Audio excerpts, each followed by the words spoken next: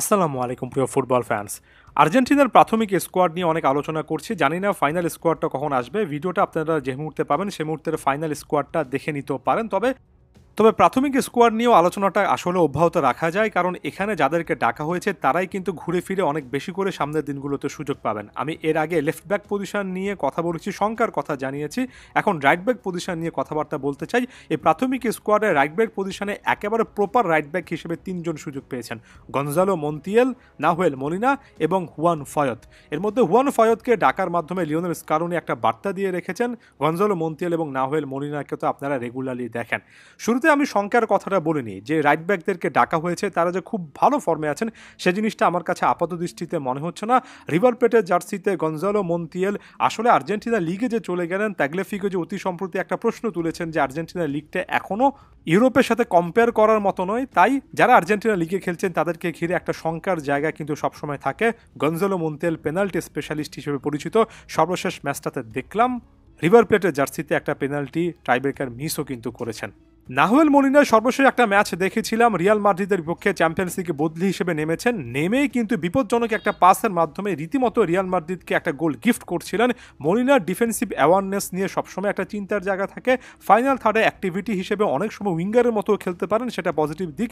তবে ডিফেন্সে এখনও মলিনার ইম্প্রুভমেন্টের অনেক জায়গা দেখি। এরপর হুয়ান ফয়েতের কথা বলবো, তবে তার আগে পাবলো মাফিও নামটার কথা অবশ্যই মেনশন করতে হবে। সাম্প্রতিক সময়ে ধারাবাহিক পারফরমেন্সের মাধ্যমে মায়োরকাতে খেলা এ রাইট ব্যাক আর্জেন্টিনার রাডারে চলে আসবেন, বা এর আগে চলে এসেছিল না বটে। তাকে ঘিরে অনেক আলোচনা চলছে। তবে পাবলো মাফিও হয়তোবা নিজেও জানতেন এবারই ইন্টারন্যাশনাল ব্রেকে তার ডাক পড়বে না। মাত্র কিছুদিন আগে তার একটা ইন্টারভিউতে দেখলাম বলেছেন তিনি আর্জেন্টিনা জাতীয় দলের জন্য এখনও অপেক্ষা করবেন।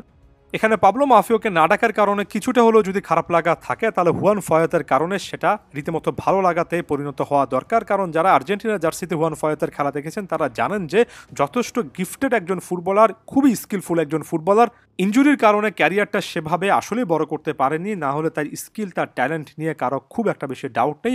সর্বশেষ একটা ম্যাচ দেখলাম লা লিগাতে, তার রায়ো ভায়োকানোর বিপক্ষে দুর্দান্ত ফুটবল খেলেছেন এবং সাম্প্রতিক সময়ে একাধিক ম্যাচে ভিয়ারিয়ালের ক্যাপ্টেন হিসেবেও কিন্তু দায়িত্ব পালন করেছেন।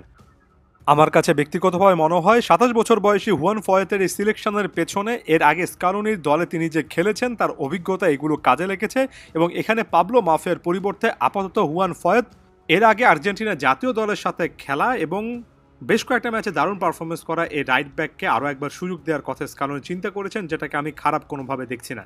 এখন আমরা যদি গনজালো মন্তিয়াল, নাহুয়েল মলিনা এবং হুয়ান ফয়েত এই তিনজন রাইট ব্যাকের দিকে তাকাই, আমার কাছে মনে হয় এই মুহূর্তের বিবেচনায় নাহুয়েল মলিনা এবং হুয়ান ফয়েতে হয়তোবা একটু এগিয়ে থাকবেন, গনজালো মন্তিয়াল হয়তোবা একটু পিছিয়ে থাকবেন। যদিও জাতীয় দলের কনটেক্সটে গনজালো মন্তিয়ালের বড় ম্যাচের পারফরমেন্সের জন্য একটা উপযোগিতার জায়গা, একটা গুরুত্বের জায়গা ছিল, আছে, থাকবে। তবে তারপরও আমার কাছে রাইট ব্যাক পজিশন নিয়ে একটা শঙ্কার জায়গা যে আছে সেটা নিয়ে বলছি। শুধুমাত্র রাইট ব্যাক না, এর আগে তো লেফট ব্যাক নিয়েও কথাবার্তা বলেছি। আর্জেন্টিনার বর্তমানে সিস্টেমে ফুল ব্যাক পজিশনটা অনেক বেশি করে গুরুত্বপূর্ণ, বিশেষ করে যখন আপনি খুব একটা বেশি উইঙ্গার খেলাবেন না, তখন অনেক বেশি সেন্ট্রালে মুভ করা লিওনেল মেসিদের জন্য উইংয়ে যথেষ্ট পরিমাণ উইথ প্রোভাইডের জন্য রাইট ব্যাক এবং লেফট ব্যাককে অনেকটুকু উপরে উঠে আসতে হয়, এবং গতানুগতিক যে কোনো সিস্টেমে যেহেতু গুরুত্ব আছে, স্কালোনির সিস্টেমটাতে গুরুত্বটা আরেকটু বেড়ে যায়। তাই ফুল ব্যাক পজিশনে এরা কতটা ভালো খেলবে সেটার উপর অনেক কিছু ডিপেন্ড করে।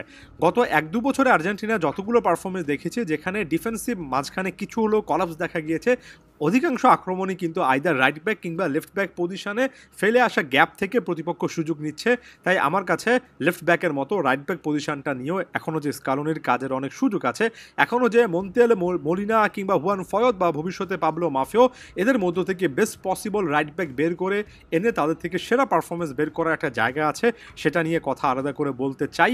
এই ভিডিওর মাধ্যমে বললাম এই ছোটোখাটো ব্যাপারগুলো নিয়ে স্কালোনি যতটা প্রেসাইজলি কাজ করতে পারবেন আর্জেন্টিনার ফিউচারের জন্য এটা তত ভালো হবে। ধন্যবাদ সবাইকে।